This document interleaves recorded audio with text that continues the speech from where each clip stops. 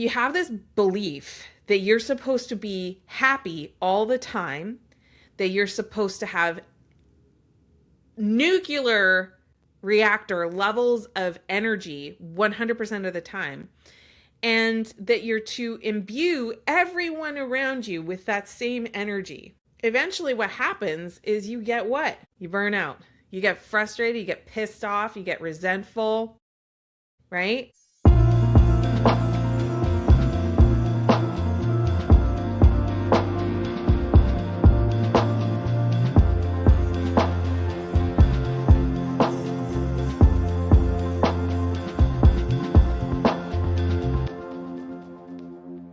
Hello, welcome to a small. Today we are talking about how to build a business without burning the bleep out. All right, and if you're excited about that, shout a Y in the chat. I'm really excited to talk to you about this because, y'all, I started this business as a anti-burnout strategy. All right, so way back in the day, I was working in corporate America, and I was traveling 46 weeks a year, and I had a little guy at home who, by the way, is now taller than his dad. Like, when he was first taller than me, I was like, yeah, okay, that's not a big accomplishment. I'm not exactly tall. But then he got taller than his dad, who, we're not going to commentate on Chris's height because that is rude, but the point is that little guy is tall. So anyway, I just spent so much time, energy, and money trying to keep the wheels from falling off. And if you can just relate to that, shout a Y in the chat, because that is what it makes this session so super important. You know, we've been talking about, we've got to get into action, right? You got to do what matters. We also need to track our actions so that we can get some real traction, right? Because if you do the same thing over and over, expecting a different result, and you're getting the same result that you've always had, that is the definition of insanity, right? So we've got to actually track the data. Shout data in the chat if you've heard me preach loud and clear how important it is to actually see your business in black and white, right? Data, right? No, not data. Yay, data. Yay, data. I used to say never do math in public, and I still kind of have a firm stance on high permissibility to slow down to get your math right in public. But seriously, yes, right? Yes, data. And last week we were talking about the power of belief, right? Because the thing is like, before you actually do the thing, do you have any data? Right? You've got to believe, man. Like, you need faith in what you're doing. You need faith in like the reasons that you're doing what you're doing. You need faith that it's going to work out. And, you know, one of my favorite little reminders on that one is like, if it's not completely over, then it's not the end, right? Who here can relate to like having a frustration that lasts longer than you preferred, right? Like, maybe you had like a health goal that just seemed to just keep pushing off into the future. Or maybe a financial goal and it just kept on pushing off to the future, or maybe even went the wrong way. Or maybe you've got like friendships, relationships, romantic relationships that you're like, I want this thing to spark and fizzle, but it's really just doing the fizzle part, right? And you want it to improve and you want it to be better, but it's just not, right? Or it might even be going in the reverse trajectory to what you actually desire. Tell me I'm not alone on that. Shout a Y in the chat if you've ever had a struggle that's lasted longer than you preferred, right? So that's me too. And that's where belief is so important. Now, we're not building belief into a delusion that if I just keep doing the same action the same way, it's just going to magically work out. All right. We live in a deterministic universe. And although we can have a magical experience in the world, to be very frank with you, there's causes and effects to practically everything. That's how things happen. Now, do we always understand the cause?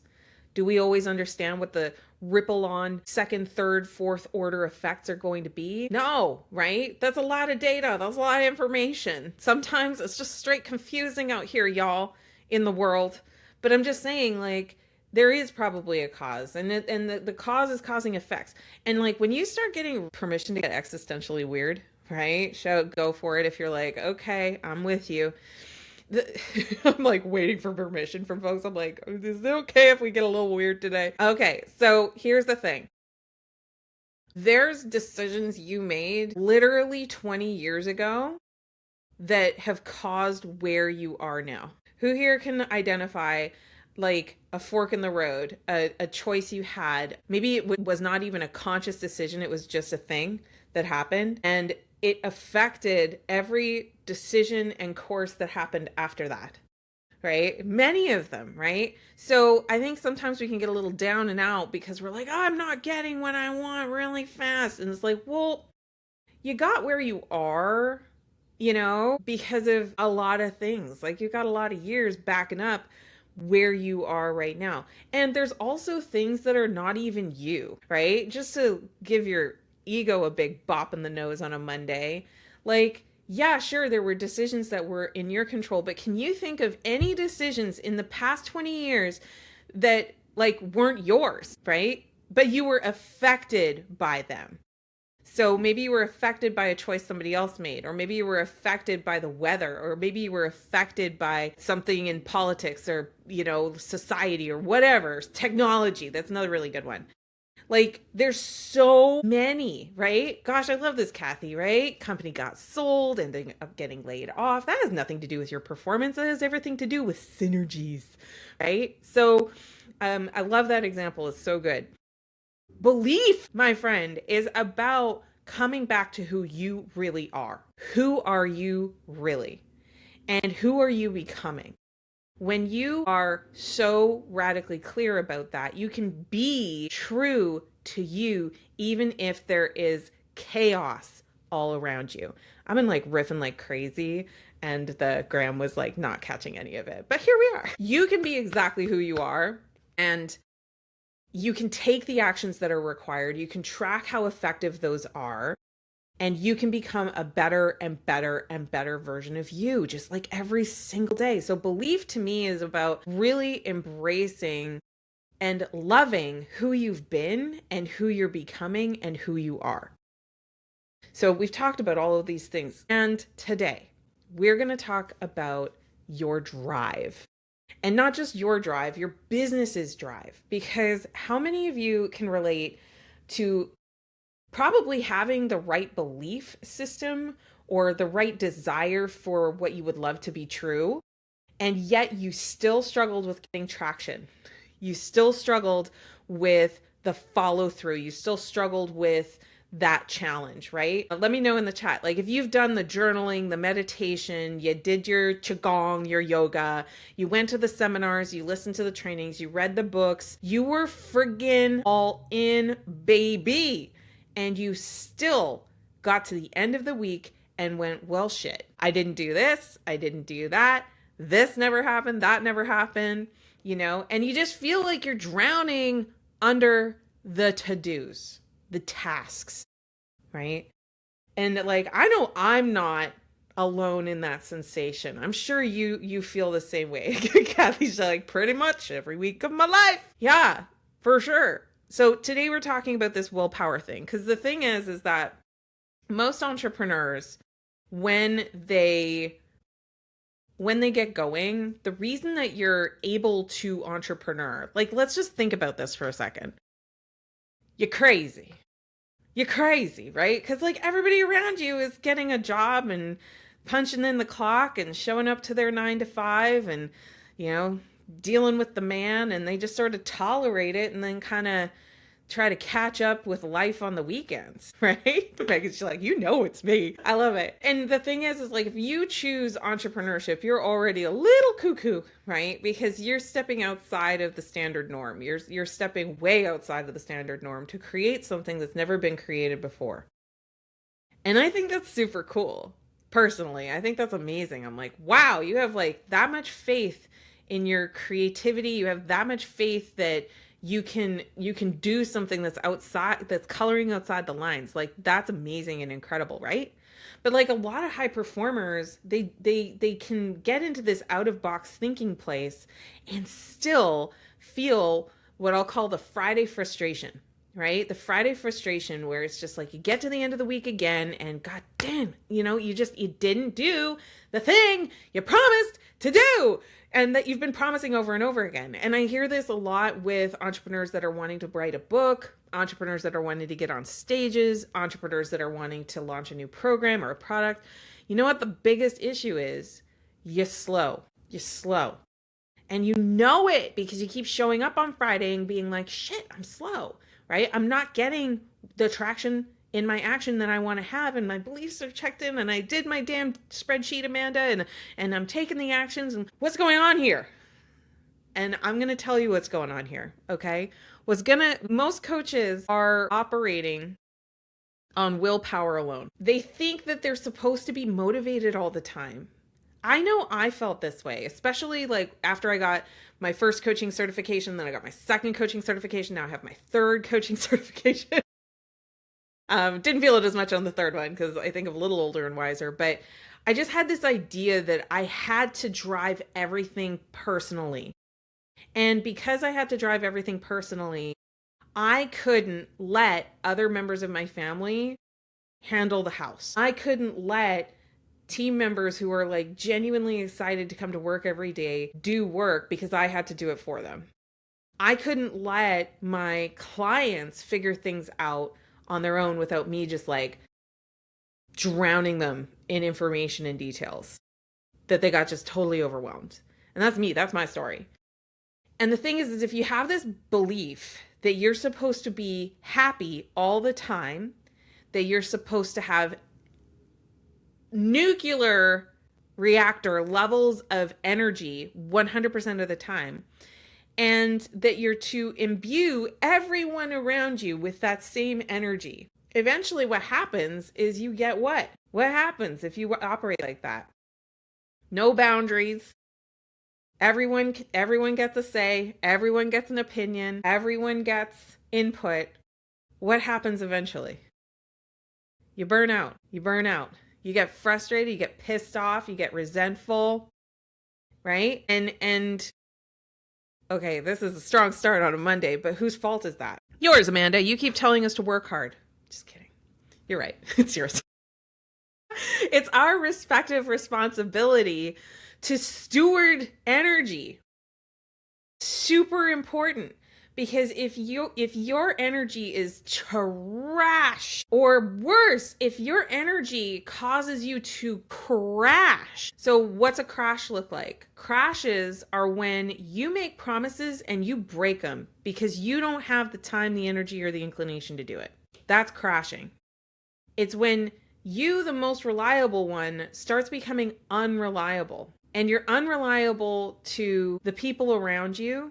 And you end up becoming somebody who's just always giving the squeaky wheel the grease. Have you guys heard that one? The squeaky wheel always gets the grease. It's like a little saying that's basically like whoever bitches the loudest in your life, you put your energy and attention towards hopefully resolving that irritation. And that is like super hardwired into us, especially as women, right? Baby cries, it's our job, right? So what happens if a grown-up cries? And what happens if a grown-up doesn't just cry, they complain? And you have no boundaries. And you think like, I've got to fix everything because I've got to fix your complaints. I got to fix the fact you're complaining. Y'all, that is the fastest path to burnout. So every time you rely on your willpower to do what a system could do, to do what a lower cost team member could do, right? Not low value as a human being. Don't be an a-hole, right? But I mean, like, there's people that are willing to do little jobs for a little bit of money. And they're happy with that. They love it. They love the freedom, the flexibility. They love that, right? Let them have their life. Let them have their dreams and their goals. Like, let them have the work. Let them set it up. Let them execute that step. Focus your energy on the things that only you can do. And I know I'm not the first person to say that to you. I know I'm not the first person to say it, but I'm hoping I'm saying things in a different way today that you're just like, maybe I will let my teenager take out the garbage. Maybe I don't have to make dinner every night. Maybe I don't need to become this crazy tech engineer of automations and workflows. Because what's your genius? That's the thing that only you can do. That's the thing that only you can do. No one on my team can do this live. I mean, they could, technically, but would you enjoy it the same way? Right? Let me know. Would you enjoy it if somebody who had less experience doing it, less business experience, they were just basically reading a GPT transcript? Like, do you think you'd be as connected to what we're doing here?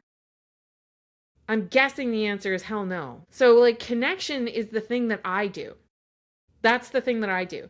Building brand, that's the thing that I do. In my business, the sales, that's the thing that I do, right? The coaching, the hard conversation, that's the thing that I do, right?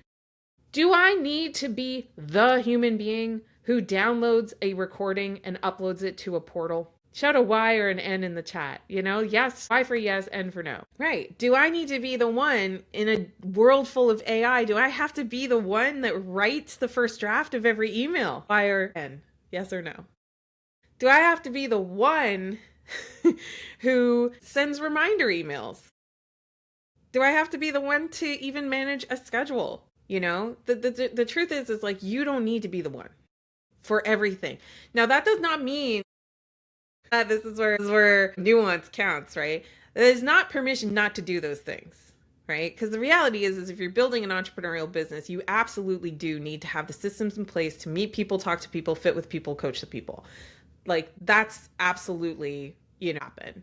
The thing is that the reason it's probably not happening very well for you is because you believe you have to do everything and that's what you deserve. Absolutely. Play full out, guys. Take your notes. So here's the thing is, I love this quote from James Clear. He said, "You do not rise to the level of your goals, you fall to the level of your systems." And what drives your business is not your attitude. Yes, attitude helps. Absolutely. It helps. But like I said, like, what drains your attitude? What drains your attitude is when you have frustrations and disappointments that keep coming up because it's just annoying and irritating. Okay? So yes, you need a positive attitude, but positive attitude directed towards your genius zone. And then in terms of the rest of it, the question that I always ask myself is, I have my 5D formula, right? So the first question I always ask myself is like, does this even need to be done? I love asking that question. Like, how necessary is this thing? And if the answer is schmeh necessary, I'm like, cool, don't put any energy, time, or attention towards it, right? Just bless it and release it. Bless and release, delete, okay? How many of you could stand to delete some screen time, right? Obviously stay here for the training because this is going to be like transformative and helpful. But I mean, just in general, like cat videos, we could probably cut the cats a little bit, right? And hey, I am all for a good cat video. I really, really am. It's when the cat video starts to interfere with your progress in your goals in your life that it starts becoming problematic, right? So, TikTok nonsense, right? Things that it's just like, gosh, is this really adding to my contributions in the world? Is it helping me grow my business? Is it helping me deepen my relationships? If the answer is like, no, and also no, then, there's an opportunity there. I think the thing that I really want you to know is like, your willpower is about your resources, not your personality. Your willpower is a finite resource. It's not a character trait or a personality. A lot of coaches believe they're just supposed to have endless reserves of discipline. And I know I believed that for a long time. So I've been working out. I hope you can tell. Are my shoulders looking better? Because I've worked out these shoulders, getting some good deltoids. Sexy. Okay. So, but my husband's been working out at the gym for 43 years. 43 years. I've seen that man go to the gym. Like, I basically have to convince him not to drive in thunderstorms. I'm like, there is active lightning that there's no time between when the lightning strikes and like the thunderclap. So we're not driving to the gym this morning, sweetie. Like, he's that committed to his gym routine. And if you think that's nuts too, shout out nuts in the chat. And I used to attribute that to discipline. I was like, oh, he has a discipline. Like, so he has a discipline about going to the gym. His personality is like his overall personality, his character. I would not characterize as a wildly disciplined person, because outside of that behavior, outside of the gym, he has a high degree of flex, and he really has to focus on his commitments that are outside of the gym sometimes. And I was like, huh, that's interesting, right? Somebody who's so wildly committed to going to the gym, they're nuts about it. What is it that causes them to not be as engaged on the other things? And what I realized is, I'm like, it's because it's not an identity. There's a lot of hustle bros online that'll be like, oh, I'm just a disciplined person, and like, I just know how important discipline is. And then you listen to their story and you realize, like, they probably are in sobriety, which takes a lot of intention and focus. They've also developed like structures around themselves, environment around themselves to reinforce the routines and the habits that are structurally supporting their goals. So they're not really developing discipline exactly. Like, they end up with having discipline, but it's not because they have like this crazy trait that's inaccessible to you or me. Y'all track that? Do you believe that? Right? Shout a Y in the chat if you do, and ask me for more if we need to push on this. I think the thing is that if everything you do requires you to feel really motivated, then it's on you to motivate yourself. Oh boy. Oh boy. So like, there's a lot of people online that are like, oh, well, you don't need motivation. What they mean, or what, this is so tricky, okay? Because the masses, we use words in more vague kind of ways. And so people are like, well, I don't feel motivated. What would be probably more accurate is if they said, I feel tired. I feel heavy. I feel frustrated. I feel down, depressed, or I feel anxious. Motivation is your brain deciding to focus on something. So if you're motivated to doom scroll, you're caught in a reward dopamine loop with doom scrolling. Y'all tracking this? Right? So your issue is not necessarily motivation. Your issue is probably attitude and energy and clarity. Because so often when I talk to somebody who's like, oh, I'm just not motivated, they've kind of got this big Eeyore energy. And even in myself, when I get into like an Eeyore sort of a place, you know what I mean by Eeyore? Just like, time to write the emails, time to do the social content, time to blah, blah, blah, blah, blah, right? Well, what is that? My energy is in the toilet. And if we look at it, it's like, how's your sleep been for the last 72 hours? What's your nutrition been like? What's your stress level in general? How much movement have you had? And if we're like, none, nothing, none of it, and I'm dehydrated, thanks for asking.